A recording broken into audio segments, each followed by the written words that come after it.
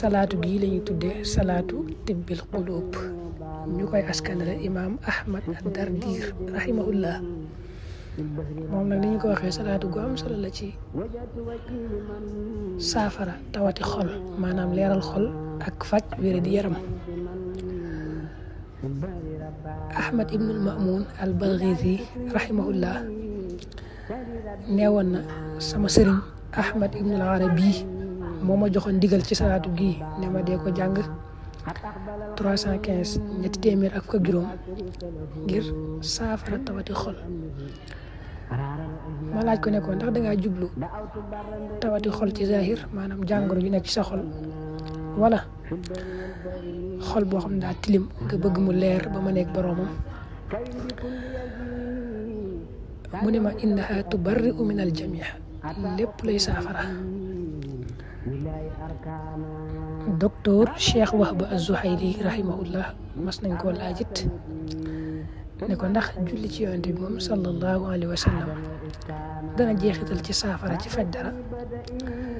mu tontu ne Cheikh Hasim al-Khatib mas nañoo jàngal ne koo xam ne dara da koy metti mu jël ab loxoom teg ko ci ab lexam daal di jàng salaatu gii di salaatu tibbil qulub fukki yoon, tifli ko fa muy mettee, loolu dana saafarawu. daan ne ko lu ma jarbu la, lu ma nattu la ba gis ko, ne ko fu ma toll dama koy def waaye duma aajowoo benn garab, ne ko hada mujarrab wa ana afalu dalika wala ahtaaju ila dawa. boroo xoo xam ne dañuy wax nag ne lim biñ ko jàng bi ci gën a siiw mooy téeméer ci suba ginnaaw boo jullee fajar ba noppi, ak téeméer diggante takkusaan ak timis, muy suba ngoon rek. lim boobu nee nañu am na solo lool ci faj tawati xol, maanaam ci leeral xol ak faj wér di yaram ci ko taqoo.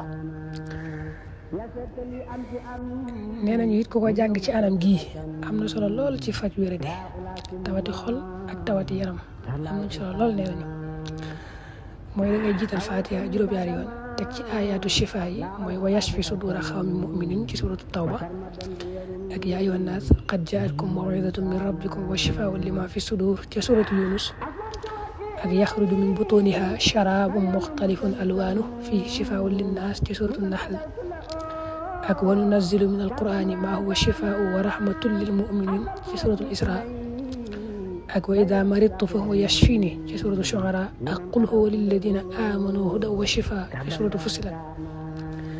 nga doo cee teg salaatu gi nag, nga xam ne da ngay def Faatiha juróom-ñaari yoon, ayatu shifa yi ma tudd nga def ko juróom-ñaari yoon, teg salaatu juróom-ñaari yoon. kooku nee nañ moom boo ko jàngee ci tawat moom mu daal di saafaraw bi idnillah. salaatu gi nag moo nekk nii: allahumma salli ala sayyidina muhammadin tibbil qulubi wa dawaiha wa aafiyatil abdaani wa shifaiha wa nuuril absaari wa diyaiha wa ruuxil arwaaxi wa sirri baqaiha wa ala alihi wa sahbihi fi kulli lamhatin wa nafasin adada ma wasi'ahu ilmullah. tuy ma tudd ci biir te ñu wax ci nag kenn ku ci nekk ku baax la, dañuy bañ a guddal di wax jaar-jaaram ak yi ngëneelam, waaye kum ci doon rek ku baax la. rawatina Ahmad ad-Dardir mi nga xam ne moom lañ koy askanale, maanaam moo njëkk a wax salaatu gii.